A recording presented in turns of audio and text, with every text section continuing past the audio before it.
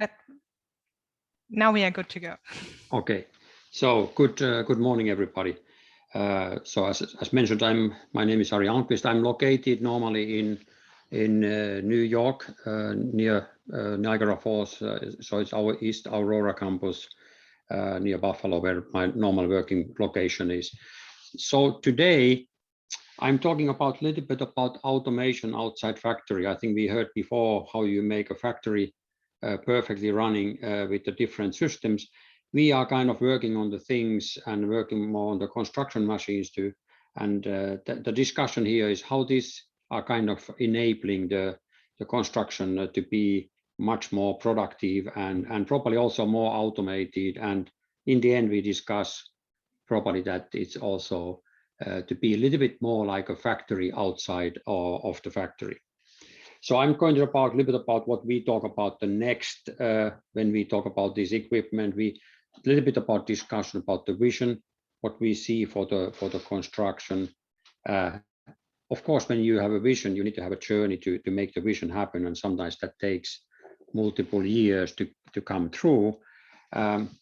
What this have to do with this topic here about the digital and connectivity? We touched that a little bit in this presentation, and then I saw two examples what we are working on, and hopefully that creates some ideas to you, and then I try to conclude my presentation. So let's see. So the topic about this, and we talk here really on the construction, more like a compact construction machines. If you look at them today, they are quite a pollutive equipment. So you have a lot of CO2, NOx emissions. They can be very noisy. They have a pretty poor controllability typically, and that's okay when a human being are operating these machines. They can compensate a lot of, but when we want to more automate, these are pretty difficult to automate, and they don't really have the environment to automate more. There is a limited amount of data. Some data about the engine or whatever is available, but not too much, not about the processes and what the machine is doing. And typically it requires pretty advanced users. And as mentioned earlier, it's probably sometimes pretty unattractive environment to work in. So if we think about tomorrow, and that's what I'm talking about, the next, my meaning in the next is that, and not the best, is that we don't try to improve the existing machine a little bit and make it slightly better. I think that tomorrow is going to be a completely different machines. A little bit, you can think about the cars, what happened from the electric cars. They are quite different from the combustion engine cars. So we will have no emissions. It's going to be a quiet environment. We can implement really advanced controls. That helps actually to augment and make some autonomy features on the processes and work processes. They are completely connected. You can have all the details. And actually, all this change is not try to get rid of the emissions. It's also improving the productivity and the safety of the environment. So if we think about where we expect that the construction is going, and I think probably a lot of other people are thinking the same, that it's as you see in the picture, a lot of things are connected. So there is a connectivity in the work side. It is starting to coming. There are sometimes local private networks to enable the automation and a data transfer in real time. I think there's a lot of going to happen on that area in the future. From the air, we can starting to look about how we can look about the process, what is progress, what is going. We can probably also in a bigger site thinking about the last mile delivery using drones and this kind of equipment. On the site management, having this connected equipment, you can really see about on your project management tools and site management tools, is the progress going as planned? And if not going as planned, what are you going to do about?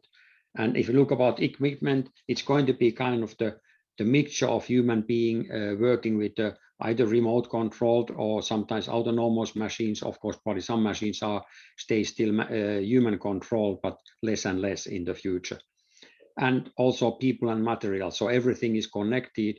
how the material is flowing and how the people are and the machines are flowing. So that is kind of the one of the enabling factor to make it kind of the lean outside of the factory to see and improving the processes. I'm coming a little bit back later on that topic on my presentation. As I mentioned, it's always nice to have the vision, but I think in the end, these big kind of step changes, they will take years and probably sometimes even decades to happen. So there is a journey to be done, and I think I'm showing here a little bit about in our case, we are on the journey. We have done many of these kind of systems in the past where we have automated more and more, and I think it's you can draw, and also same from your factory experience, what some of you people have, there's a lot of analogies that you can take some of the learnings and use in this kind of equipment too, and also improving the processes on the field, on the building sites.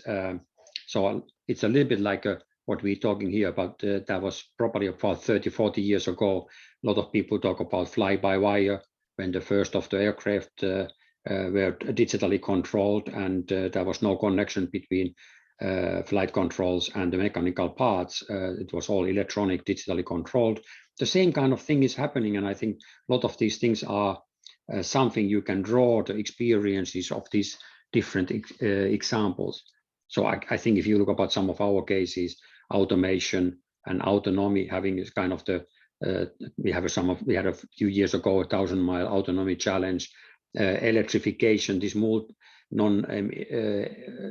zero emission equipment, going that direction, starting to automate some of these machines and testing in a real field. And then I think one of the elements where we are kind of focusing as one of the example is this big solar farms, how to really use much more effective autonomous vehicles on this kind of environment, which I'm also coming a little bit back later on my presentation. So I think if you look about the existing construction machines, they are typically pretty much either mechanically or hydraulically controlled, and there is not always too much digital controls on the machines, and that makes it very difficult to start putting the automation. So I think one of the big enabler, and that's coming at some of these zero emission equipment, you can't basically make these machines without putting electronics. So having this digital controls hardware, which is fit for purpose on the mobile machinery, using same kind of technology what is used in a factory automation. I think we do quite a lot of equipment on that area, and we have been able to take a technology, but it is quite a different repackaging and modification, and also size requirements, and the temperature and vibrations are very different. So you need to redesign it, but basic technology pieces you can use. And of course, the software is a big part. That's enabling all kind of the functionality, and also having these digital controls and right type of software, you can have access all of the data on the machine. So we can have all of the movements, what the machine is doing, either the digging or the machine movements, or even some disturbances. This can be all measured, and this can be sent through the cloud. So without this kind of digitally enabled machine, I'm sorry, it's difficult to get that happen. And of course, then the user experience is going to be different. So if you take few examples, what you can enable by these digital controls in this kind of construction machines, that you can customize the behavior. So basically, we can have every operator, the machine behaving differently, taking a fingerprint, and the machine behaves as this operator likes it. We can augment some of the functionality. Example, no digging zones, and also how much to dig or how much to grade. This can be displayed on the machine and automatically measured. So it's basically much more that the operator is executing, and the machine is giving instructions what to do. All kind of some part automated functions, and of course then the autonomy. Also, we can add some safety features with the cameras and some other stuff, that if somebody's near the machine, we can't have any dangerous situations. As probably you in an industrial situation know, a lot of kind of predictive maintenance. When you're starting to have this kind of data and you analyze it, you can start to decide how to maintain the machines. I think the other big enabler is the connectivity. You can put a lot of sensors, as I mentioned, some of the cameras, acceleration meters, all the sensors of the movement, and putting that to the digital controls, the edge modules on the machine, transferring to the IoT hub, and then you can start to do a lot of things with this data, which I think you are well known in the industrial environment. You can even start to add some artificial intelligence, machine learning to decide what to do with the machine, and even properly helping to improve the operator functionality and say, okay, this was not optimum what you did. Next time when you do this sticking or whatever, this is the better way of doing. You can do it with less energy or less wear on the machine. And of course, if something starts to go wrong or alarm situation, we can start to analyzing the machine and giving the data to the users or even management of the operators. So what this enables is really one of the elements from the kind of the manufacturing point of view, like is that we can do the system optimization. We can really see how these machines are exactly used and what is required to make that operation optimum. And even probably even different use cases and users, how they use the machines. We can start to putting the service planning. We can provide the data to the user also, and also changing even outside of the machine, sending new parameters to improve the functionality. For example, one thing could be that these battery operated machines that we need one more hour operation time, we can actually adapt the machine functionality, slow it a little bit, but being able to provide another hour, and we can do more work than we would do without doing that. We can start to do some job site planning, and also the operator can get the kind of the information what he needs to do next and how he's going to do it. I think there's some in our case. When you have these kind of moving machines, you have quite a lot of data transferring points. You have inside the machine, and then you send it to the 4G network to the hub, and then of course we can provide from the hub to the third-party users. So one thing is really how to make this safe, and of course these machines, if somebody start outside manipulate these machines, that can be very dangerous. So one of the design, it is important in the industrial environment, but probably even more important this kind of environment, because you have so many data movement points where somebody can probably hack it, and you need to really work hard to make the connectivity safe. So if we then go more on the real example, this is one of the zero emission machine, which is digitally controlled. It's fully connected also. So I think what this enables goes a little bit back what I said earlier. We can change this to the user preferences, how the operator want the machine to work. We can actually start to optimize the energy consumption and operation time depending on what kind of work they are doing. So if the weather is good, you probably would like to have one more extra hour, and if you know that it's raining soon, you probably would add a bit more power and try to do things faster. So all these kind of things are really easy in this kind of environment. We can have operational information, and we can say, okay, why this operator works very differently, and what is the optimum way of operating, and comparing them.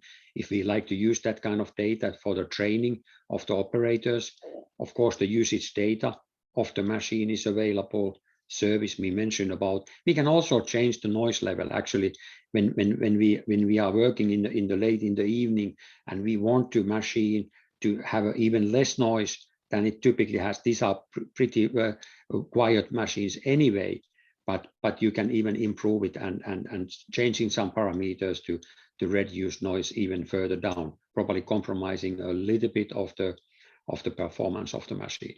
And we can also look about, this is quite important from the cost efficiency point of view, because when you based on this data what you get, or all of these machines, you can really optimize the design, that you don't over design. Of course, you don't also need to under design it. This is quite a cost competitive market, so you can really start to make a design which is fit for purpose and doing what it needs to do, but not doing more than it needs to do. So that is another element of which has been not available. I think people have been measuring of the machines in a different manual way, but this kind of data flow, it is a completely different environment to capture that data. Then my second example is more about the material transfer. So this is an example where there's a big solar panel facility. Some of the material transfer is autonomous, and this is really starting to go on the lean outside of the factory. So we can really start to look about, based on these machine movements and the people movements, how we route on these material movements. Actually, you can start to optimize how many machines you need on the different processes.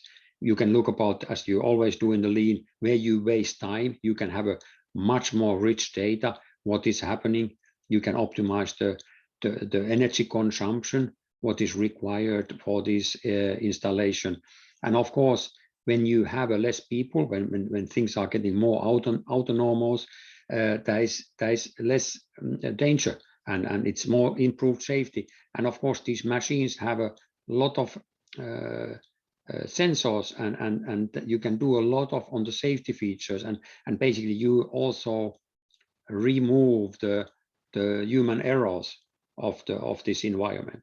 And as you can see here, the timeline logs, there's a little bit example. It's an eye test. You can't see the details, but you can really, this is what we use in our company to optimize some of our factories. We were basically able to use same principle and looking about what is the crew doing, what are the vehicles doing, and how is the process, and where you really have the waste. And I think we already have been making a meaningful improvement, and I think there's still a lot of improvement what you can do, and you can really start to see on the production insights to optimize the work process using these machines. Of course, there is more than the machines, that you need to do what we did. Example, in this case, we have a private LTA to have a real time data, and also we had a command center for these machines or whatever. But it is moving these outside factories more on the type of operations like inside factories. Of course, there are probably a bit more variables in outside. Rain, wind, all kind of things are also some of the variables which you don't have in inside factories. But as I said, a lot of things you can optimize and make the productivity and the cost effectiveness of this kind of operation. You can really make a step change. Another thing is also, it is sometimes difficult to get people in this kind of environment. So you will need a much less people working on this way. So I try to conclude a few things. What we have learned so far is that the digitally controlled zero emission machines, they can really improve, of course, the sustainability because they are zero emission machines. But it's not only that, it's changing the productivity, and basically it's through the design, because you need to use these digitally controlled systems to make these machines work. So you get a big step towards automation just based on the design. I think working environment and safety can be improved. Also, this, as I mentioned, the environment of the noise and adding more sensors and more automating is creating less people in an environment, which make it more safe. We can optimize the system, and that is where the connectivity and data is really critical, and the analysis of that data. That is a big improvement, and also the kind of the lean practices based on the data and added automation. because you have a very transparent processes, what is going on. You see what these equipment are doing and these people are doing. So that really creates a good environment to starting the optimization. And as I mentioned, you can actually use the typical optimization tools you use in a factory, you can use in this kind of environment when you have this data-rich environment. And we have last years, we have some of the good examples, and really these people who are doing the optimization in our factories, they have been also moved in this business and are now starting to helping us to improve the processes in the field. So I think work is going to change based on this. I think environment is getting more attractive. It is more technology driven. It's more quiet. It's more advanced. Also, the productivity is increasing. I think we believe this is a big step to getting more people, attract new people, and more better skills on this kind of environment. We probably will need in these dull jobs with less people in the future because we can automate these things. And at the same time, I think this is probably on the construction side to start to think about what kind of new people I need in this kind of environment. I probably need a people from factory optimization and able to use all these kind of tools to optimize these processes to get the full benefit of these kind of machines. So this is concluding my presentation. Thank you for the interest. Yeah, thank you also from my side. The same goes again. If you have any questions, use the chat or the Q&A. I mean, that sounds really cool. The new machines, more sustainable, increased productivity, more safety. Who is operating those machines and what skill set do they need and how do they get this skill set? I think I had two examples. The first example was more or less where you just have these zero emission machines. These are the normal operators who are using the same operators who are using it the machines today. Second environment was quite different because you don't have the operators on the machine anymore. So basically, what is happening actually, you have a control centrum where you control these machines. So it is going to be more on the engineering technician level who are operating and managing these machines compared to the driver. So it is, and sometimes there are remote controlled machines. So in some of the dangerous areas, we have been using remote control. So that probably can be also again a normal operator. But as I say, further down we go this lean factory and more autonomous machines. It is kind of the more like the planning and engineering who understand how these machines are operating and optimization that. So that's why I say the skill set is a little bit changing. In the beginning, not so dramatically, but in the future, it's going to be more and more, and as the autonomous functionality is increasing. Okay, then thank you. And I think the same goes for you, like for Marilyn. If some of you has any more questions, you can contact Ari and just let him know what your questions are. So thank you for your presentation. Thank you. Have a nice conference. Thank you, and you have a nice day. Thank you.